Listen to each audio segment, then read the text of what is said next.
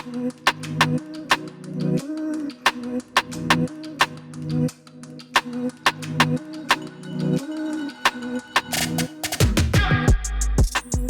I think we'll open up, and I hope we have people with us already.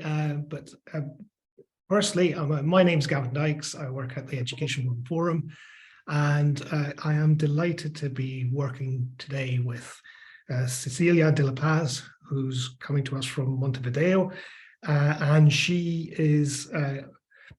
Well, you can look at all the backgrounds of each of the speakers in their bios attached to this, but essentially Cecilia currently works with Educate Uruguay, but has a great history in working in innovatively, I think it's fair to say, with education. Ignacio Rodriguez Hernandez is coming to us from Mexico City today. He has worked on a number of things associated with developing, I think, empathy, and so his EPICS programs and programs like that are something we may hear more of as we go through this session. And Vishal Talreja is from Bangalore and was one of the founders of Dream a Dream, and has played, I seem to think you're a fellow in many different ways, because I keep seeing you're a fellow of all kinds of organizations. So three wonderful presenters. Now, they're not going to present. What we're going to do is to have a conversation. And I hope through that conversation and interaction, it will raise questions in your mind if you're listening into this.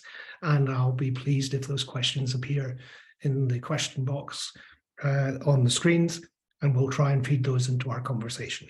Otherwise, we'll just get on with it. And so I'm going to start with you, Vishal.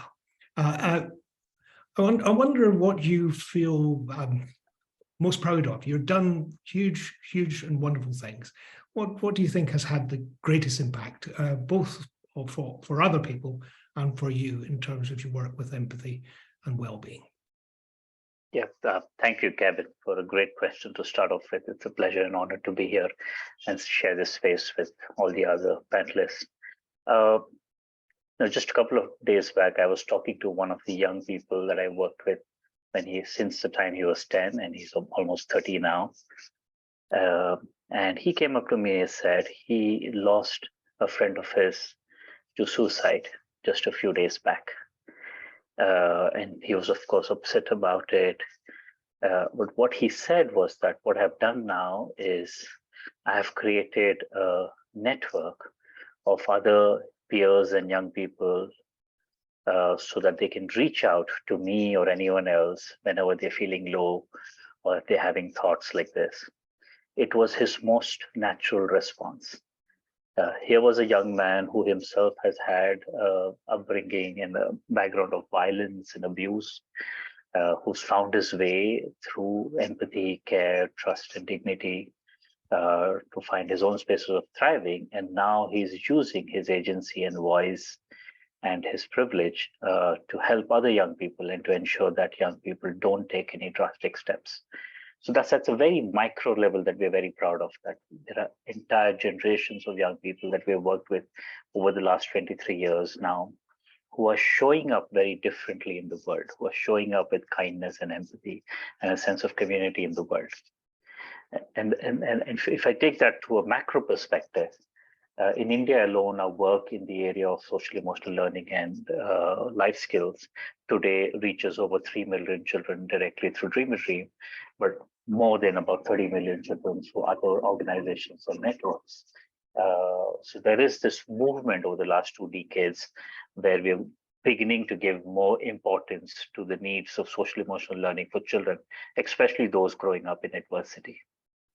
That's brilliant, and it's fantastic. I love your example from the point of view of I used to work with an innovation unit, which was part of government, and one of the things we always say is don't treat people as the agents of change. Don't make them the objects of change. And I think that giving agency is a crucial part of well-being, frankly, because if you think you have some part to play and some influence, it will do you well. Cecilia. And you, what would you say you are most proud of what you've done, or what do you think has had the greatest impact? Or can you give examples from your experience?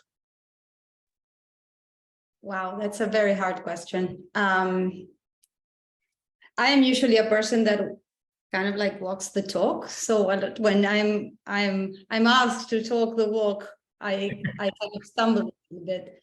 I think this morning I was in a meeting encouraging other catalyzers of change to create a network here in Uruguay, actually being inspired by another network I'm part of, that it's called Big Change, that actually is a spin-off of another network that it's called Caranga. So I think, and one of the people that were there, they were saying, okay, who inspired you?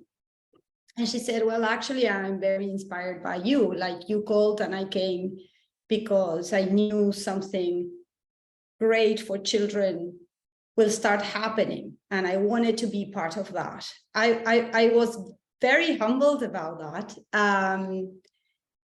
And I think one of the accomplishments of being in this work since I am 20 until now, 25 years, is actually being able to be in panels like this, with in reach and in conversations with people I admire, like you, and actually to be part of that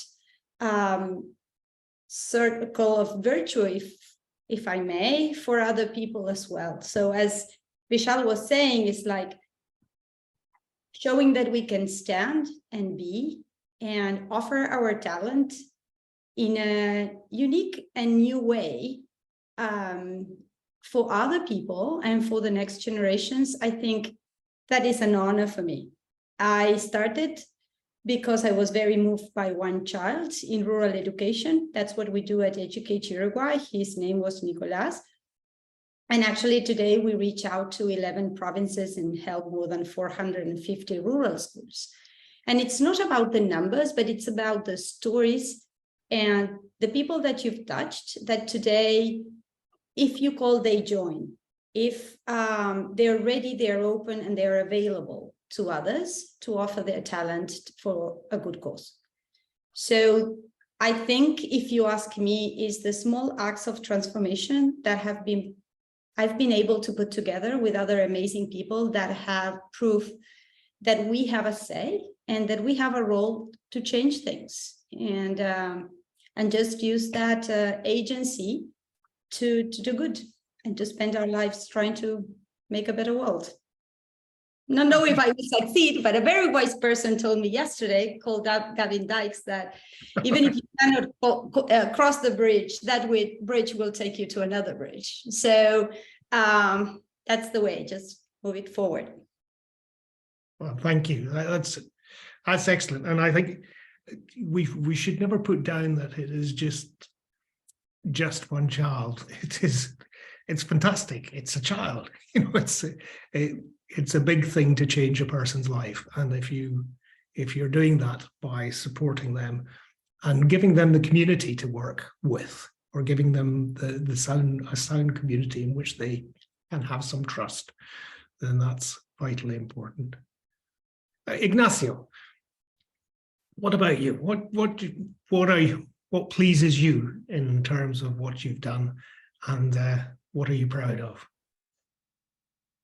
Thanks, Gavin. So I've had a little bit of time to think about this while Cecilia and Vishal were answering. And I came back to, so a bit of context on Epix. We're a storytelling social enterprise, and basically we publish life stories.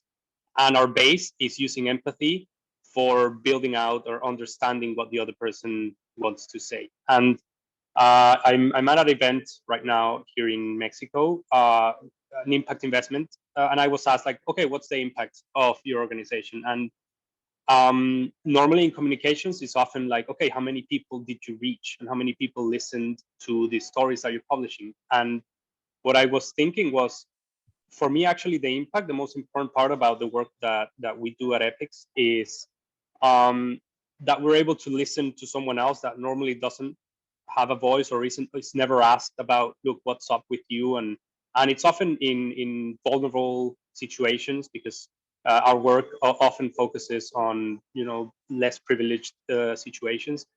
And it's just amazing just when you sit down and just, hey, I'm just here to listen to your story. And because we're coming in from an empathetic perspective, it's often not with a narrative. We're not seeking a specific narrative, a story to build out of the other person. So when we ask anyone of the stories that we uncover, is that they are very surprised. We're just asking them, okay, who are you? What's up? And then just ask why a lot of times. And often we reach very interesting places of people's life stories, and just giving them the opportunity to reach out. I would say that's one of the most satisfying parts of the work that we do. Just being there and being able to listen to someone else and that person feeling being heard, I guess. Do you know, I love that. One of my concerns with student voice, which is oft talked about these days, is that student voice is, we're likely to put it in a box. It has to be in a particular format. Whereas actually the thing that we get from student voice, if we do it properly, I think, is something completely different. It's not the format we expected. It's not the views that we expected. It's something. Have you found? Has any of you kind of found that to be the case? And can you give examples of where young people have offered something which is completely different and actually changed your outlook, and perhaps delighted it, or given you inspiration? Yeah, I'm happy to go if it's okay, Gavin. I think that's such a great question. I remember way back in 2009, we use a lot of play and sport in helping children develop life skills. And we used to run a rugby program. And after running it for a few years, we decided to stop the program because we were not getting funding, we were not getting coaches. It was difficult to find playgrounds in Bangalore where these kids could go and practice. And we had a young man who was an alumni from our program who had joined us as a facilitator, who was in charge of the program, and he was very upset by this decision. So he got together a bunch of kids who were part of the program, who had had amazing impact through the program, and made a video about why we shouldn't close down the program. And they all landed up in our office and insisted that all of us in the team, sat down and watched this video. And when we watched the video, all of us were in tears, of course, that we were making choices for young people as a top-down approach, from a lens of an organization. But we were not really engaging young people in the decision-making process. So we were taking decisions for them. We used to take opinions from them, but not necessarily involve them in the decision-making process. So we, of course, decided to run the program for a few more years with all its limitations. And these young people who were part of the program, as they grew up and became young adults, they decided that they're going to run this program on their own. And they started a community-based rugby club for other kids in the community to learn rugby, and through rugby, develop the life skills that they need. That has led to today 3 generations of young people having come out of that community rugby club without any funding from Dream a Dream, without any support from Dream a Dream. But it's just because the first batch of young people found the ability to make these big decisions and found the ability to make it happen. So much so that these young boys and girls who were in the first batch of the program today represent rugby at the state level, at the national level, have trained a whole rugby team of women, which today plays for the state. So that was a very humbling experience for us, and a truly empowering experience too. That while we might say we are a youth-focused organization and we hear to youth voices, unless we involve them in the decision-making of the kind of choices they wish to make, which in many cases will be fundamentally different from the choices we believe they should be making. And we learn to respect and accept those choices without judgment. and we learn to celebrate those choices, this work will always then have limited impact if we don't do all of that. So that was our experience of that's really, really brilliant. Ignacio, from your work with Apex and I've appreciated in the films you've made and all of that, have there been similar sorts of things? Because you've, I think, similarly learned that listening first, as it were. So I started to think about, I did call it a storytelling expedition on Eastern Europe. So it was a 2-month sort of expedition that I took to understand from young social entrepreneurs from about 15 countries. This was back in 2018. And I remember I wanted to understand, so my thesis was, okay, if I'm talking to the people that are going to be running very big organizations or being in charge of powerful positions soon, I wanted to understand what their thoughts were, around the world. And this was sort of the pilot for this in Eastern Europe. And what surprised me was, even though obviously in the context of sort of the recent wars that they would have had, their parents would have had for, in the case of Eastern Europe, was that the influence from, they had new ideas, basically. They were somewhere else. They were not, they did not feel or suffer directly some of these concerns, indirectly, of course, but it really surprised me how it was just a very genuine new type of ideas that I wasn't even thinking of. And obviously I had this thesis that I was like, okay, what's going to be this influence from the recent independences that they might have had, or the wars that they might have fought, being part of their parents. And it was just fresh. And I don't know, Vishal, if this was sort of similar. It was just, I was not expecting the type of responses. And because I was coming in from curiosity rather than an opinion, I was able to sort of understand and maybe change my belief at that point. And that was very refreshing in case of that experience. That's brilliant. And Cecilia, Well, taking notes. Yeah, I've been taking notes. Yeah. Well, I like a lot a phrase from Maria Montessori that actually she said, "Don't look at me, look at the children." And I think a lot of times is that even if we are the speaker, or even if we have a project, or even if we have a very smart solution, or something that have been proved right or effective, it's like, don't stop looking and listening to the children. They are the ones that will give the final answer if you're reaching out and moving in the correct direction. And I have the chance to live in different countries and be involved in different projects in different places. And there were always some child that really informed how I was performing in my work, and if I was going in the right direction or not, moving them forward. I remember one scene in Ecuador, like my first social endeavor was in the middle of the jungle. It created a small school integrating technology back in 20 years ago.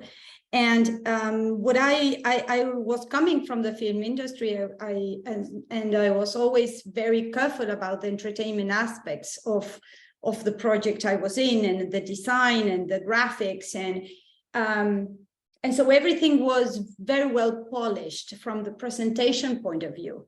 And I remember walking by a girl that actually she was feeding pigs, and she had a very, very tough time, and very tough.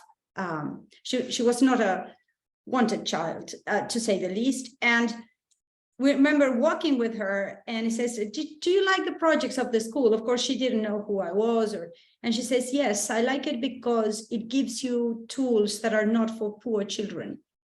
And what I realized from then on is like, I will always, always, always provide projects with tools, graphics, or whatever that you can find in any store.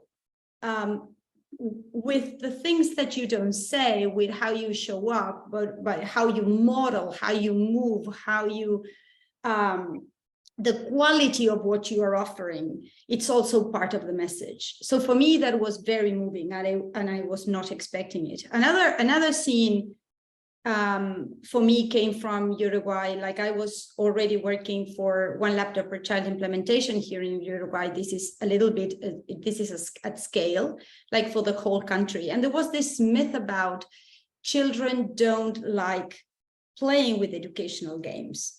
The other theory was, or hypothesis was, that the children don't like math. It's like, okay, and we say, maybe we are not reaching out in their language. Maybe we are just doing a boring thing. Maybe we're not decoding what they really want. And what do they want? Let's start asking where they are, like, where do they group, like, how do they interact? And so we created a video game that could be downloaded. It was not online, it was offline, it was for everybody. And actually, we started reaching out in the schools with characters that showed up, et cetera, a lot of tiny strategies.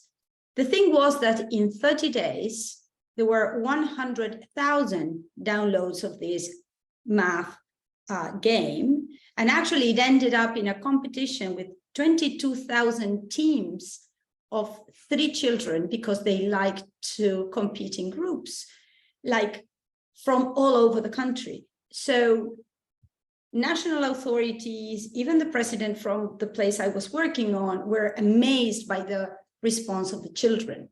So once again, it's not that they are not interested. It's not that they don't want to learn. It's not that they don't show up. It's like, maybe what we are offering doesn't resemble from what they need or value. And I think, once again, not embracing their voice, not being looking at them to pay attention to how they respond, it's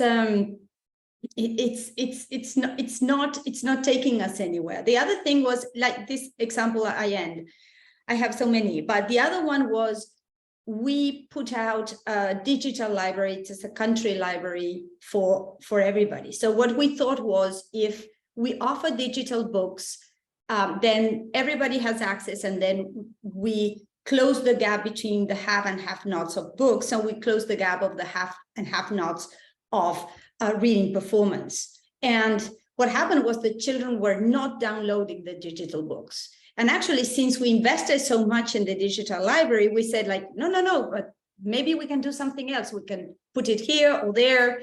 Okay, 10 years after we really tried, we did an investigation in the NGO, and the children preferred to read physical books to digital books 4-1. And basically what they were saying to us is, like, if you were, instead of closing the gap, making it much more bigger for us, because if we don't have both, then we are out. Just some examples of when you give them space, what can happen, and when you don't, what can also happen. I read really good examples from all of you of things. I think I'm thinking this links to the question that's been put in the box, which Vishal has kindly answered, which in a similar way, really, it's about thinking to some degree, where our priorities are. And I think if you come into school and expect to be, your day is filled with being told what to do, then you'll get one kind of response. If you come into school and you are asked for your contribution and your opinion, then you'll get a different kind of response. And in my world, where I'm often dealing with senior policymakers in education, it's not particularly because I've chosen that world. I'm happy to work with whoever. And children is kind of where it all starts. But if you spend time on building the connections between people, building the trust between people, then actually learning will accelerate because people are working together better, because people are cooperating, people are helping each other. And I can think of lots of examples of where that's happened.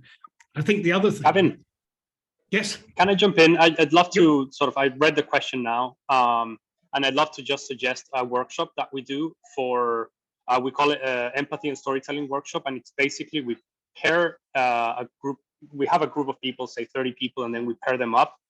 And what we do is for 10 minutes, we ask them to tell each other their own life stories, basically. And what happens is, before we give them each the 10 minutes to ask each other, is we sort of give them a very basic idea of empathy, which is just always ask why and have curiosity about what the other person is saying, and try to pull yourself out from your own interpretation and just be there for the other person. And then after the 10 minutes each, they go away and they write in first person the testimony of what they heard from the other person. So they're speaking through the other person's voice. And that's an incredible exercise, because when everyone comes back, first is that they learn so much from the other person. Maybe they were colleagues from a company, or maybe they're students from a school. And they're also able to write, like, the responsibility of writing in the voice of someone else. And then we all come back together in the group.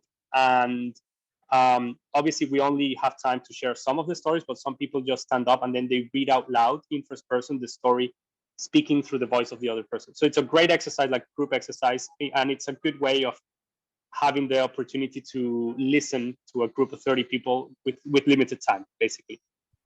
So just answering directly, that might be a great exercise too. And I'm happy to share the workshop sort of details if I can somewhere.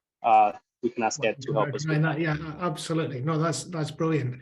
I mean, I think there's a whole pattern of things here, which is actually it's about, well, as you said, Vishal, it's about the way that you do things and the approach, and it's whether you do it with other people or whether you're so pressed. And I understand exactly where the pressure comes for teachers.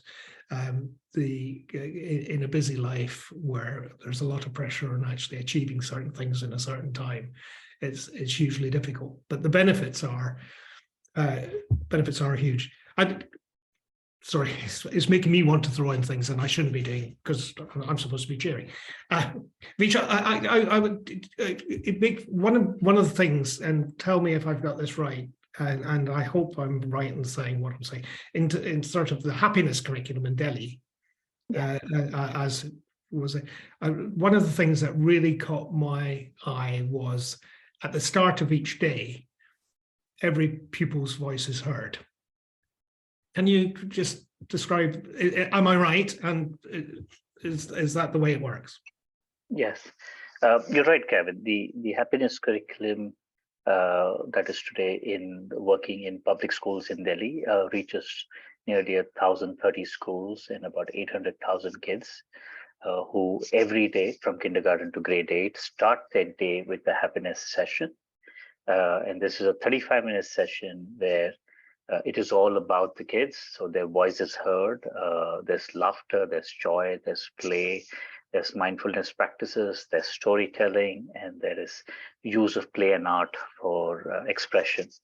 So this is a session that happens every single day, 6 days a week for 1 million odd kids. And it was launched in 2018 by the Delhi government in partnership with a whole set of other organizations, including Dream a Dream. And today, this curriculum has been replicated in at least 4 other states across India, potentially reaching about 3 to 4 million kids on a daily basis. Well, I mean, I think it's really brilliant. And if I can throw in one example of a student's voice where it's coming from a slightly different direction. In Portugal, they introduced where each school is given an extra €1 for each pupil in the school, and maybe just primary schools, I'm not sure. But when the government pays them that extra €1, that is for the children to decide how that money is spent. Beautiful. And so it's absolutely, so the children have to come together and work out how that's spent. Now, that's a way of getting them to discuss it together. You don't have to speak to every single child, but they have to formulate what they're going to do with the money. I heard sometimes in the first instance, they all bought themselves an ice cream. I'm not sure €1 gets you not a lot of ice cream for that money, but later on, they realized that if they had, say it was 600 kids and they had 600 euros, they could probably get investment in from somewhere else, somebody doubling the money, and do something to help some of the poorer pupils or the more challenged pupils within the system. So that was good. And then I heard, and there are some in education who might not like this, then I heard they started asking, when they knew they had that money to spend, how is the budget for the rest of the school organized? And how do you make your priorities? So they started getting engaged and thinking it was a real opportunity to learn. That brings me, I often, in these contexts, I often think of collective intelligence. When you just rely on leaders or particular people to have to organize everything, you'll get kind of a limited application of intelligence to whatever problems you may be seeking to solve. Whereas collective intelligence is kind of pulling that all together in some way. Have you any thoughts on how is collective intelligence part of this? Because what collective intelligence does is it's like an empathy, because it's like the exercise of empathy, because you're listening to other people and working out what's best and using everybody's collective intelligence. Does that make sense? Yes, well, I can jump in. A reflection that comes to my mind when you say that is that what I understand, I have seen, is that putting people together in the same room won't make the magic happen. We come from a generation that we have the extra challenge, coming from a generation that we haven't experienced that when we were young. So it's very hard to put that legacy behind and not bring that of our history forward. As Vishal was saying, it's like this 35 minutes, we have to design it and intentionally use it because we didn't have it in our childhood. So what we are doing is like passing on like an opportunity we didn't have, and probably they are going to do a much better job at it for the next generation. And what I'm doing, what I want to express about this is that what we used at Educate is two things that really worked. One is a symmetric approach. Joel Mehta from Harvard talked a lot about this, and it's like a lot of times we want the next generation of the young people to have this, as the conference says, empathy generation. But actually, if we want something to happen for the children, we need that to happen to the adults as well. I mean, it's a symmetry. If we want to happen to the children, us as adults, we need to go through that transformation as well. And in order to do that, we need to provide tools or experiences for both the adults and the children to leverage from where they are, but then scaffold that in a process and then sustain that in cycles that actually allow connections, new connections to happen so they can make them theirs. As you were saying, then when you give the penny or whatever a tool or source of having your voice and your agency back to you, you will have a process and you will have a community already with a shared culture in order to take that opportunity further. So that is what I can say from our experience. I think that's a really good point. It's funny, I was having a very similar conversation yesterday with somebody from another country talking about girls' education.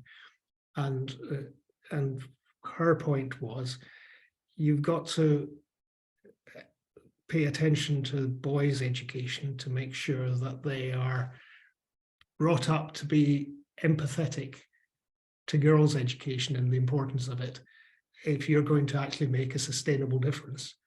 And which I was interested to hear. Anyway, Vishal, you further thoughts on this area?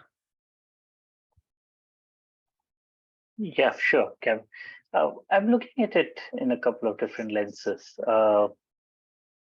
One, why is there today so much talk about social emotional learning and empathy and kindness in the world?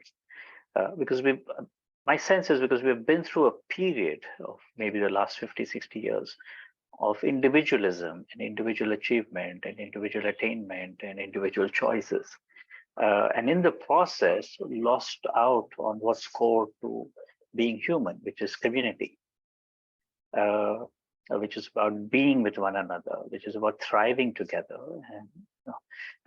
And we're kind of rediscovering that as we are dealing with increased complexities of our world, whether it's climate crisis or polarization or war or displacement. The challenges are becoming increasingly complex, and we're realizing that our individual approach, our individual intelligence is not going to help us respond to these challenges. And what we need is collective intelligence to respond to the climate crisis.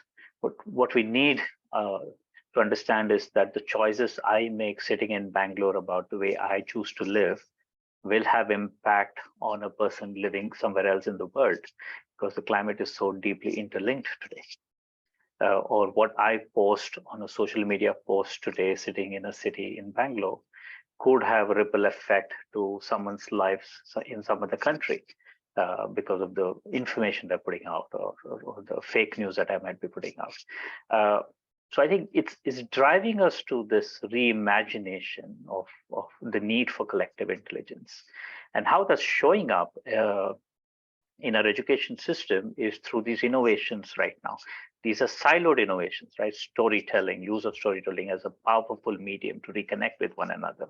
Well-being-based curriculums, happiness-based curriculums, what Portugal is trying to do for students to kind of not only gain agency, but also find ways to work together and support one another, to find power within that. And what we need now is to move also beyond these innovations into more collective intention.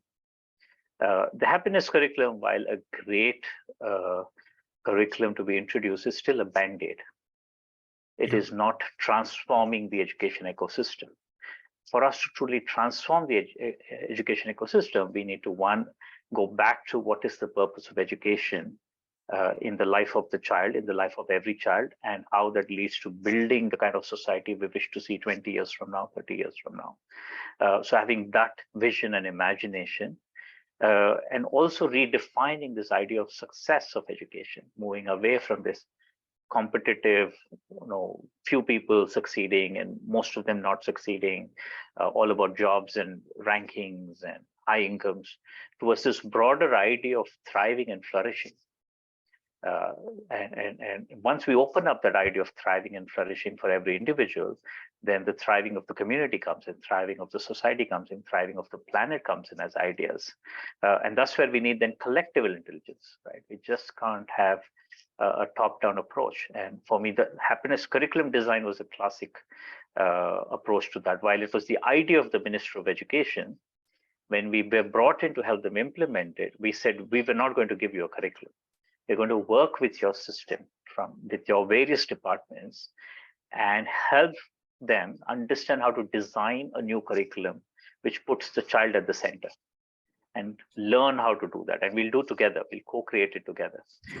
And Suretu's curriculum is owned by 18,000 teachers who deliver the curriculum every single day. It's not owned by Dream a Dream or any other organization. They own it and they take pride in it, and they are revising it and they are reviewing it. There's something really important there about it being a living thing. It's not, it's dynamic. It moves with the people that are with it. Ignacio, I should say. Ignacio,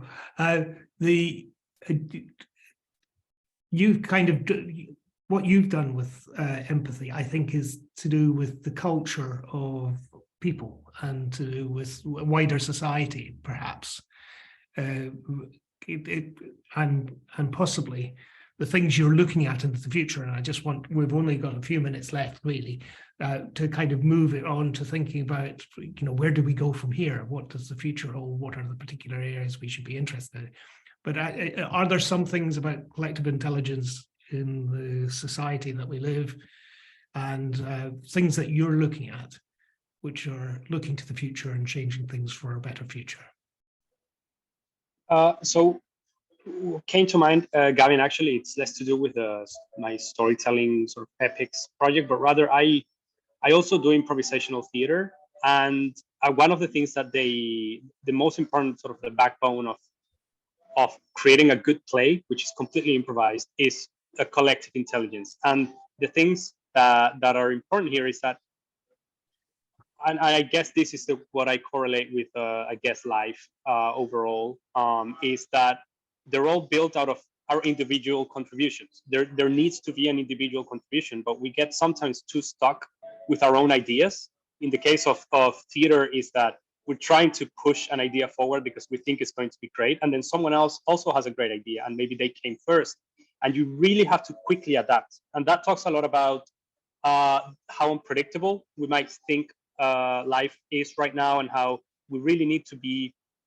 So improvisation is you're not building on the go, you're building out of tools, right? And I guess what I think is important now is that and empathy is one of those, it's one of the most important tools about it, is that you're able to quickly understand and be there in the moment for that situation that's coming from outside inwards, and that you're able to, and that's more powerful than whatever you had to build out of. So I guess I would just add that it's an incredible capacity that, even though collective intelligence needs individual contribution, so we need people to come forward and say, okay, how about this? So, and then also have the simultaneous ability to stop there and then wait for other individual contributions to actually add to that collective intelligence. So that's really useful, really powerful, and it's something we can do. Actually, improv is kind of like exercising the empathetic muscle. If you see. Yeah, it is. Cecilia, where do you think things are going, and indeed what are there things for takeaways for people to be better thanks to that development of empathy and so on, and things that people can do immediately? Well, where we are going, I think that, as Vishal was saying, and we have the chance to be in different groups in different countries, and actually even PISA, or I don't know, we were talking about yesterday about international investigations and results about where we are at our well-being. And actually, I don't know where we're going, but we cannot keep going to the same place that got us here. So we need to shift course. And in order to do that, I totally agree that we must build that out of our capacity to use tools, the tools we know.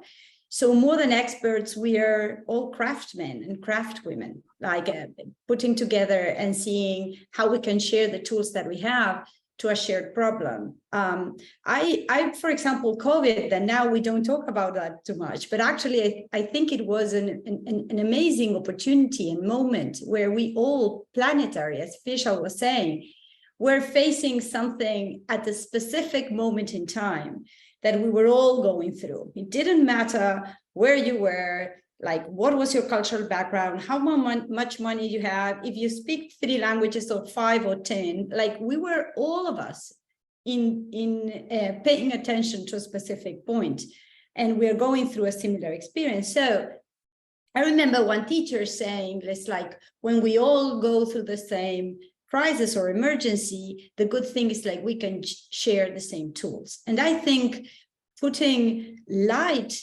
as Ed is doing right now, to well-being and to our capacity and our trust in ourselves, that we can shift our mindset and use our tools to create love, a life that is meaningful and that is that we can provide fulfillment for ourselves, that it goes beyond with what we have, but what we can live.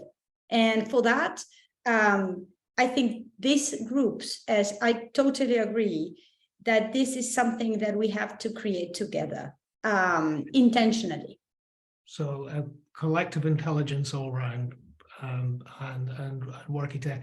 I'll just add one last thing. I think we've come to the end of our time, but it makes me think of the scout mindset, and I don't know how many of you looked at that, but it's worth a little look. There are some books about it. The scout mindset is one where you look, you create a map in the mind of where you are, and you adjust according to the additional information that comes up as the map builds, as it were. Whereas the soldier mindset, as in the books on this, is something where you just are always going in the same direction, always heading for the same thing. And that flexibility to adjust, I think, is something worth looking at that.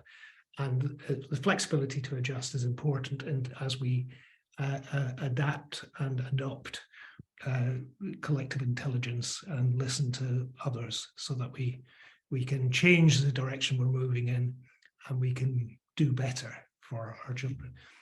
Thank you for Vishal, Cecilia, Ignacio. Thank you for being brilliant presenters. We just need to go off to a coffee shop somewhere now and continue the discussion for the next 3 days, and I'll be happy. But thank you, and thank you to everybody who has listened in, and for everybody who listens to this as a podcast later. I hope you enjoyed the discussion, and there are all kinds of things that I've learned from it, and that I hope that you learned from it too. So thanks a million.